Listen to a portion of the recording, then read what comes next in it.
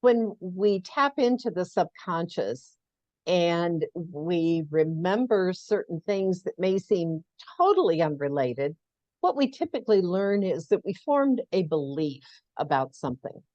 And when a person recognizes and acknowledges that they formed a belief that's been guiding them all these, could be years and years, or it may be a more recent situation that caused a belief, and they say, well, I don't need to believe that anymore. That isn't relative anymore or relevant. And that can be a real eye opener for someone. And so then also through hypnosis, we can change that belief. We can get rid of it. Welcome to the Business Ownership Podcast, brought to you by Awareness Strategies, helping you navigate the waters between entrepreneurship and ownership. Hey there, peeps. This is Michelle Medlick, and I'm super glad that you're here with us today because I'm here with my most amazing guest, Karen. Karen, thank you so much for being here with us today. Well, thank you for inviting me. Excellent. So give everybody the highlight of who you are and what you do for business. I am a hypnotherapist and coach, and I help people unlock the incredible power of their own mind. And whereas marketers will tell me I have to have a very defined niche, I have clients come to me with all kinds of issues. So I work with people who are suffering from chronic pain, grief, some of the cases where we think of for hypnosis, like shedding extra weight, becoming a non-smoker. And then I deal with people who are battling anxiety or stress, or sometimes just longing for a peaceful night's sleep or emotional balance. So you can see it kind of runs the gamut. And when people say, well, does hypnosis help me with this? Yes, it can help with most anything. We can't make any guarantees that it's going to absolutely do away with the issue, but often it does. And if it doesn't completely, it changes one's perception on it and helps them understand it in a different way. And sometimes find a hidden reason for what's going on. So that was kind of a long answer to your question. All good. That's great. So how did you get into hypnosis as your thing? Well, it started out, I'll go back several years. I had a radio show here in Chicago for about 10 or 11 years. And I interviewed authors of nonfiction books. And I always interviewed authors who had written a book to help people live a better life. And again, it could be from any perspective, an emotional perspective or a more practical avenue of life. And and then I had a show, and then I lived in Interstate for a while, had a daily show there. And when all that came to an end, I was kind of at loose ends myself and hired a personal coach. And she was the one that encouraged me to investigate becoming a coach. And so initially I got trained to be a personal coach, and about 5 years ago was introduced to a program that's based on hypnosis. So it combined a certain amount of coaching and hypnosis, helped the process move more quickly. And that really appealed to me because the coaching was starting to feel more like therapy, that people just wanted someone to listen to them. Even with the accountability factor, I found that people weren't moving forward. And so using this new approach, which was called Rapid Transformational Therapy, what attracted me was the word rapid. If we can get to the core issue and resolve it quickly, isn't that really what most people want? Certainly, I don't disparage therapy. My father was a psychologist, a therapist, and people paid him to listen to them and help them live a better life. So there's certainly a place for that, but it just didn't happen to be what I wanted to. I want to help people get results quick. And so that's what, that's my goal. And so I work in that direction. Your rapid training program, what did you find was kind of fundamentally different? Obviously, it helped get results faster. Is there a reason why you think that might have happened, or something about the process that made that happen? Sure. The premise behind RTT, Rapid Transformational Therapy, is finding the underlying cause of the issue that someone's dealing with. And that is often a big surprise to the person. We go back in hypnosis, and I want to talk a little bit about hypnosis because there's a lot of misunderstanding about hypnosis and Yes, hypnotherapy out there. But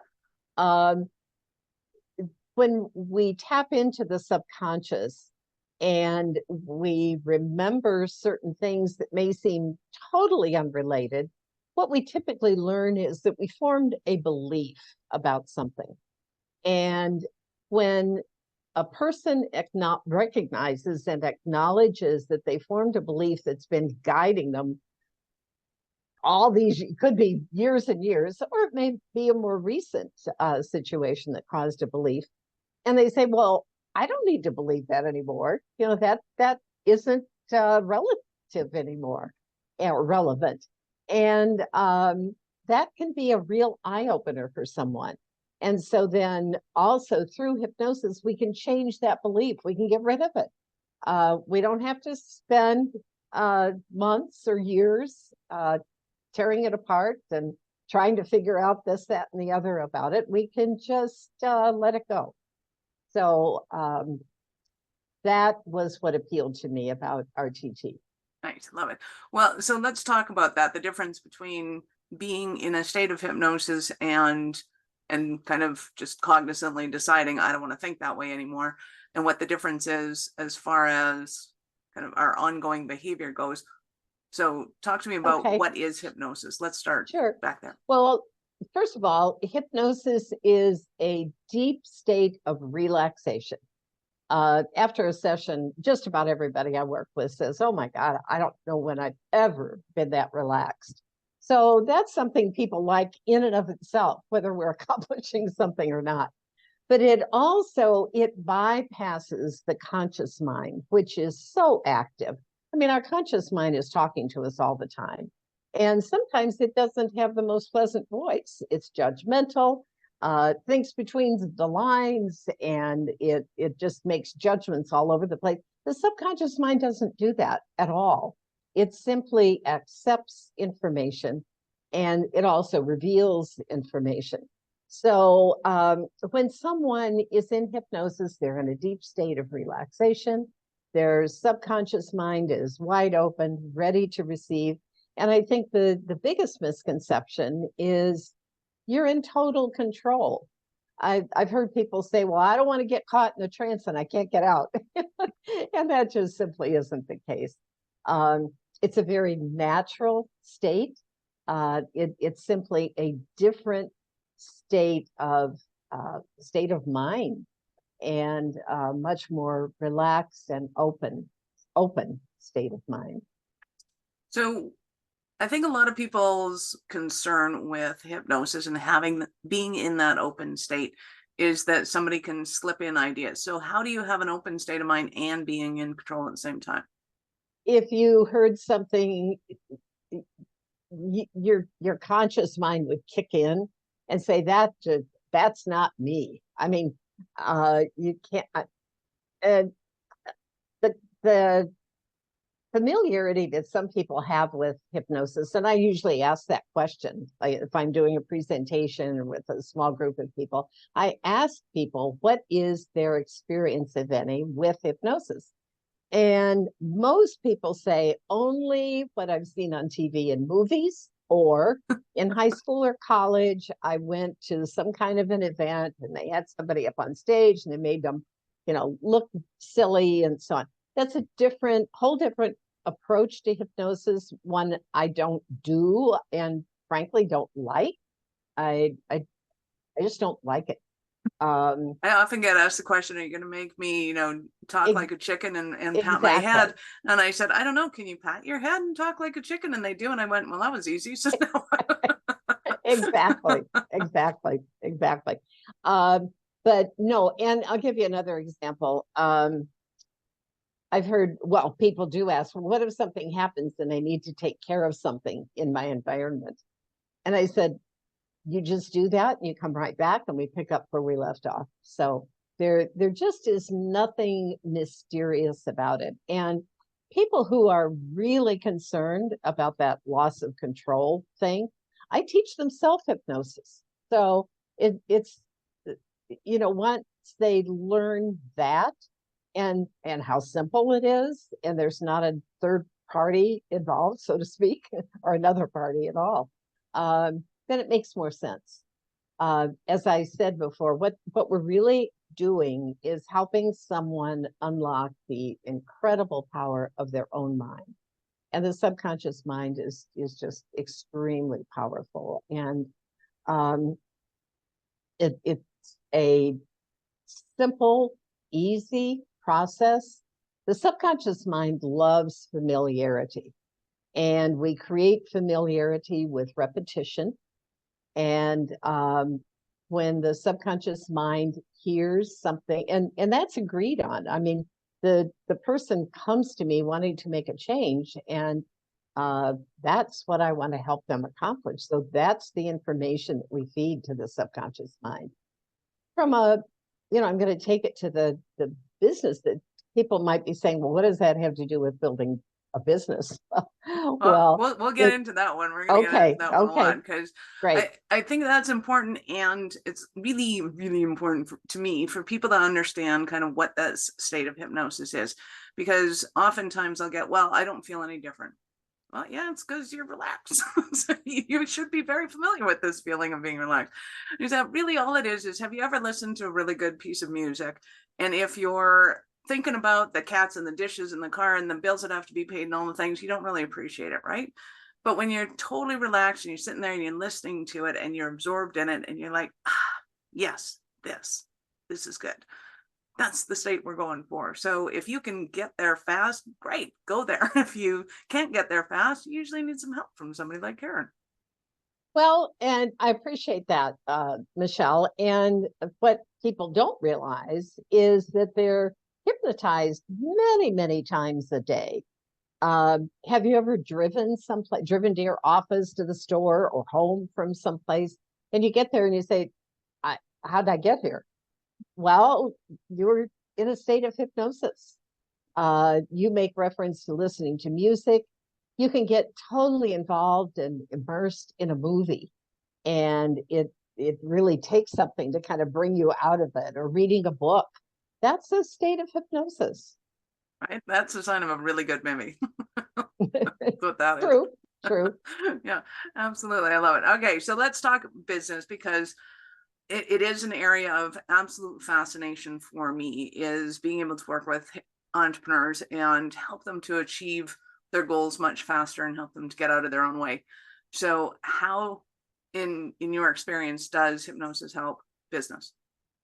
Well, I'll give you an example of a recent client who, frankly, I was a little surprised that he came to me, because I know him as a very accomplished businessman, a former professional in a particular field, and someone who has a great reputation for his accomplishments and impacting other people. And he was just having some issue with feeling good about charging what he knew he was worth. And he said in his other profession, it made sense, because it was real clear what the person was getting, and they could get it from this professional or that professional. And when it came to some of the consulting work that he was now doing, it just kind of shifted something for him. And he was hesitant he knew what he was worth, but he was hesitant to put it out there.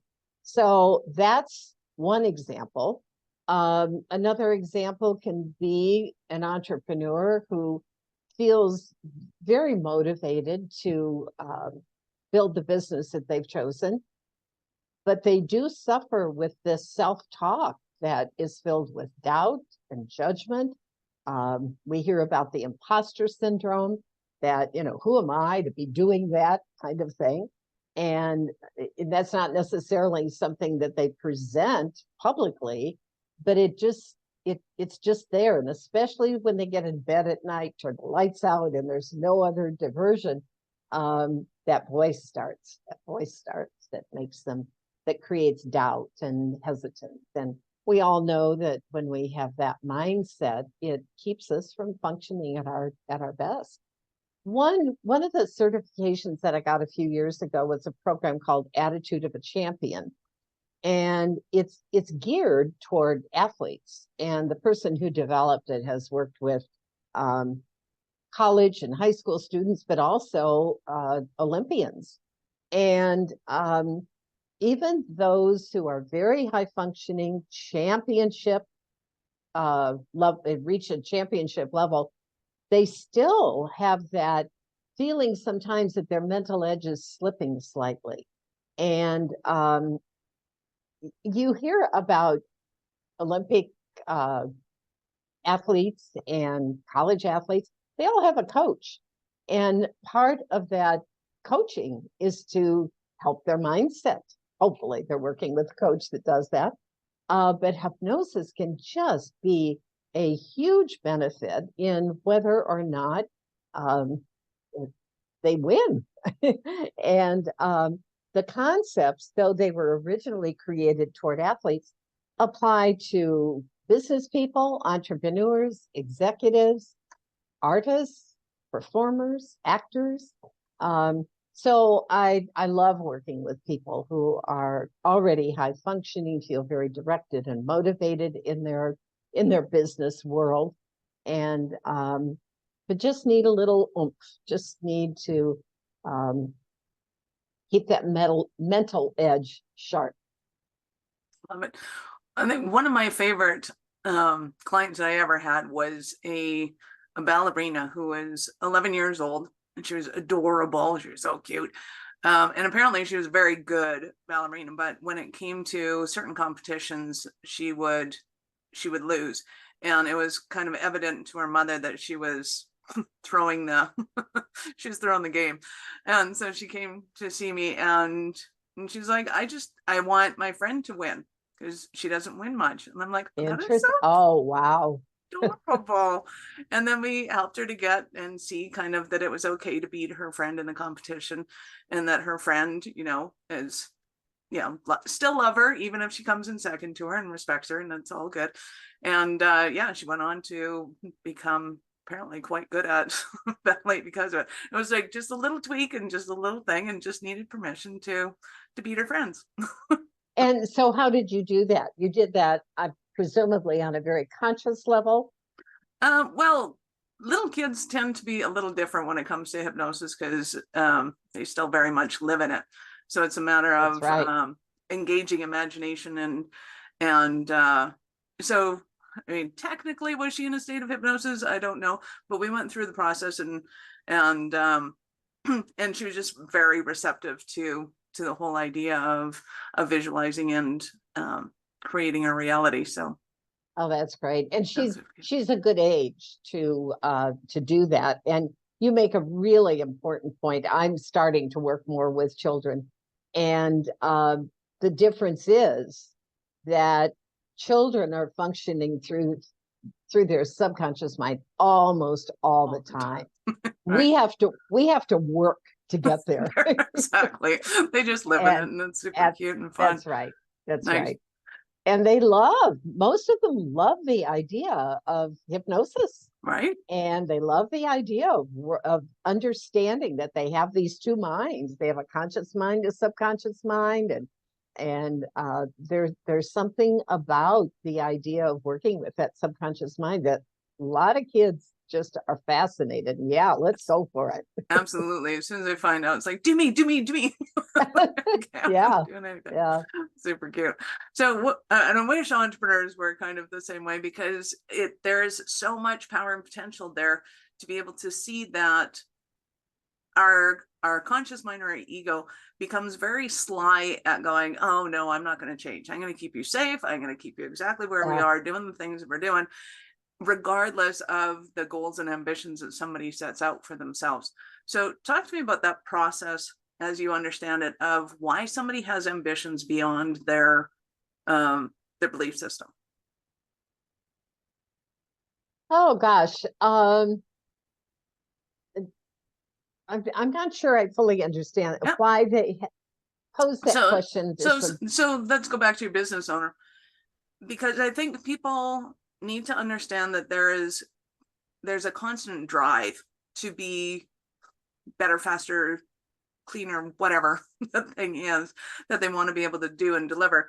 So taking your businessman's example of wanting to charge more, but the belief system says this is what we charge. Why does somebody have the ambitions to go beyond that? Why don't we just stay the same for the rest of our lives?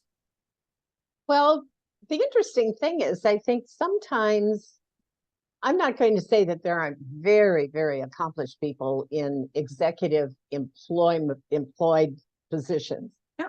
But there's something a little different with an entrepreneur, that there is this sense of independence, and um, uh, there's just it seems a little more drive and motivation. And exactly where that comes from, I think, is going to vary from person to person. You'll hear some people that can't even imagine the idea of having their own business. And I've been an entrepreneur all of my life. I have had a couple of jobs, but even those I kind of viewed as subcontracting. I just have always had an entrepreneurial mind. So it has surprised me when I've met people who have been an employee all their lives, and you say something about starting their own business, and they're like, they can't even imagine it. Now, sometimes you can track that and see a history with parents, but then sometimes not. Sometimes that's not the case at all. So exactly where it comes from, I can't tell you. It can come out in hypnosis, just like a belief that holds them back. We can uncover a belief that moves them forward. So if somebody's really curious about that, we can explore that in hypnosis and see what comes up. Right. So talk to me about the surprising element of what can be the crux of the issue is a surprise to the individual. Give us an example of one of those and kind of how that happens. There's one in particular that stands out to me, and to many it sounds a little bit weird, but the person was, they did not believe that they were becoming an alcoholic, but they were a little concerned that they were starting to drink too much. And they weren't sure where that came from. And it wasn't a daily thing, but on occasion, they would just have the second, third, maybe fourth glass of wine. And they didn't like their behavior at that point. But it gave the alcohol gave them a sense of security and comfort. And we backtracked to an incident in their childhood where I think they were on a camping trip. And two of the siblings were, along with the client, were playing hide and seek. And this person was, I think, around seven at the time, maybe a little bit younger, 6 or 7. And when she came out at one point, they disappeared. They weren't there. And she was terrified. She didn't know what to do. She didn't know where to go. They're out in the woods. And so it was really, at her age, a terrifying experience. When she got back to camp, and I don't remember if the siblings found her or she found her way back to camp, she immediately went to the refrigerator and or their cooler, I should say, not a refrigerator, but a cooler, pulled out a container of milk and just started guzzling the milk. So there was something that was implanted at that time that told her that ingesting the liquid, gave her a sense of security, of safety, of comfort. And she really saw that connection, that it, as an adult, it was transferring into wine. So that's one example that comes to mind, but there are often just amazing realizations that come up for people. Another one was where someone witnessed a tragedy at the age of 8, and all of the attention went to the incident, the tragic incident. And this child was just witnessing the whole thing and took on the belief that she should have been able to do something to stop it from happening. There wasn't anybody there to tell her it wasn't your fault, you had nothing to do with it. But she had spent her entire life with chronic pain, that she took on a belief that she deserved to suffer, that she could have prevented an incident that was very tragic. And when she got to that understanding, we were able to remove that belief. And as an adult, to understand that there's nothing she could have done as an 8-year-old child. So those are a couple of examples that, just uncovering a belief. And when someone says, I don't need to believe that anymore, that has absolutely no impact on my life today, and they can get rid of it. Well, and to me, it's an absolute heartache and the feeling of kind of overwhelming joy when somebody resolves an issue like that, because I can't tell you how many people have gone through something when they were little, 5, 7, 8, thinking that I should have done something different. And it's like, I get that at that time you thought that you could rule the world. It's like, and then you're gonna, take on all these adults, and you have the same cognizance as an adult. And yet, look at any other 5-year-old around. Would you expect them to be able to do it? Exactly. And then they go, well, of course not them. Oh, but for us it's okay, but for them it's not. And they go, oh, okay, I get what you're getting at. It's like, well, and sometimes it's something that they just overhear. It isn't necessarily something that they experience personally. A great example of that, the woman who developed Rapid Transformational Therapy, she's out of the UK. And one of the things that she was well known for was, in fact, she's written a book on it, helping women get pregnant who had been told they had unexplained infertility. What kind of diagnosis is that? And one great of one. the, I am completely incompetent and I have no idea what I'm doing. I know. And of course, these are women that, all the medical tests have been done, and they know there's nothing physical that is keeping them from getting pregnant on, their side or whatever. Anyway, one of the examples that she gave was a child. And I guess the point I'm making here is we can hear something at a very, very early age. I've talked to people who've had a memory from being a baby. And my first reaction the first time was, oh, really? But it's true. Yeah. But anyway, the one example that she gave that I thought was so monumental was a woman that was held by her mother at about the age of 2. And her mother was telling somebody else how horrible her pregnancy was and delivery, that the delivery almost killed her. And just on and on. Well, this child, she was being comforted and held by her mom, but she hears this.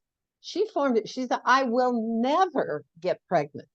Well, she didn't. She just believed she would never. She said that from the time she was a child. And once that came up, and that memory came up under hypnosis, she was able to release it. And I know it sounds unbelievable, but she got pregnant.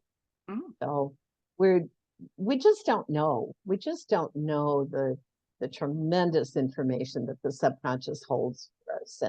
And I guess the really cool thing is it's there, ready to be opened and revealed to help us and support us. And I think the important thing for people that are hearing this is that it's not a conscious thought that we're thinking. Exactly. That's holding us back. This is not kind of there's a difference between psychosomatic, the way most doctors would describe that, and the power of the mind to be able to hold somebody in a truth that it becomes very physical. You can see it on the x-rays, you can see it on you can look at it and tell. Yeah. It's there, it's real, it's physical, and it's also created and can be taken away. Yeah. Another example of a client that I worked with, and this isn't business related, but she had come through treatment for breast cancer very successfully, but she was left with neuropathy in her hands and feet. And I now understand that that is somewhat common with a certain type of chemotherapy. And the doctors had said, well, you'll probably have that the rest of your life. And I just asked her how she felt about that. And, there were things that was impeding her lifestyle. And so I said, I can't make any guarantees, but if you're willing to try something, I'm happy to do that. And I'll fast forward and just say that now that's a case where we didn't have to go back and figure out where it came from. We knew why she had the neuropathy. But as I was able to put together a customized recording for her that created the repetition and the familiarity that she didn't need to have neuropathy. And we were able to get rid of that. So Nice. It can do phenomenal things. I love it. I love it. So you had mentioned earlier some of the aspects of business that you can help people with, but give us some examples of things that people are going through as they're listening to this right now and going, oh my God, Karen, I need you so badly. What is that? Well, I think certainly that feeling of doubt or hesitation, of just wondering, am I worthy of what I think I'm putting out there? How do I get rid of these feelings of doubt? And so I think that's the biggest thing that people in business are dealing with. Or maybe they realize that a certain aspect of what they have to do, they just can't seem to get it. Maybe it's selling. Maybe it is talking about their business. And we can get to the root cause of what gives them that sense of stage fright, if you will, and get rid of that and feel confident about presenting what they do to potential clients and feeling confident in just describing that's not just the service they provide, but the benefit, the impact it can have on the potential client's life and business, if that happens to be the case. And some people are just terrified to talk about it. And we're on Zoom now, so many of us are on Zoom all the time, and for many that almost feels like being on a stage. And when it comes their time, I think we've all had this experience where it comes time for someone to talk about what they do and they really stammer and stutter, and you can just tell they're very uncomfortable. Well, I'm not a sales coach, but I can help them get through get over that feeling of hesitance and feel confident in talking about their business. I'm not thinking of other specifics right now, but I think whatever somebody's experiencing that is holding them back, we can shift that. Nice. So I know our listeners are going to want more from you. How did they start their journey with you? Oh, gosh, I appreciate that. My website is very simple. It's KarenRossNow.com. And they can reach out to me there. They can email me directly, info@KarenRossNow.com, and set up a free Zoom session. And we'll talk about what their issue is and how what I do might help. See if there's a link, see if there's a match, see if we feel comfortable. I want to work with people who are very open to something they haven't experienced before and a new idea, or people who've had a good experience with hypnosis in the past and say, I don't have anybody I'm seeing right now. I'm looking for a new practitioner.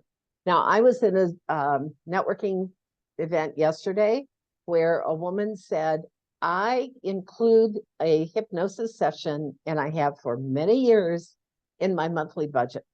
She said, that's just like getting a mani-pedi, getting my hair done, whatever. She said, I just automatically include that.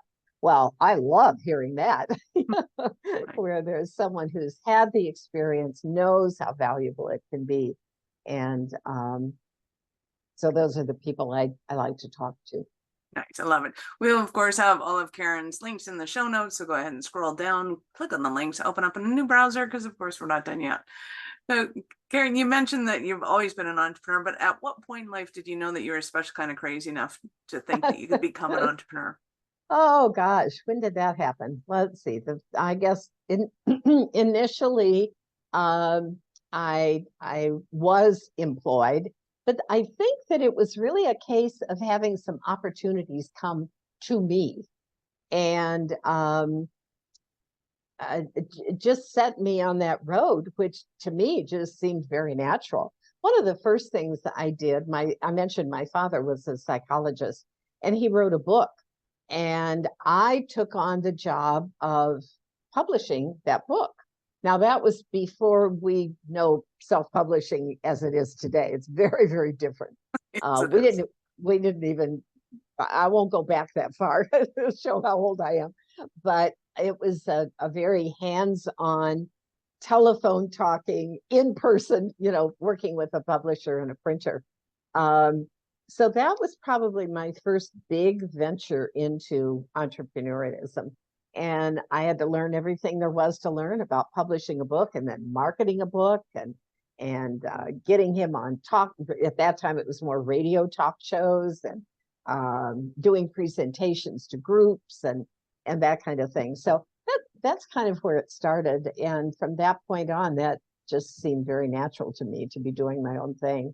I ultimately married a man who was a headhunter, did executive search at very high senior levels.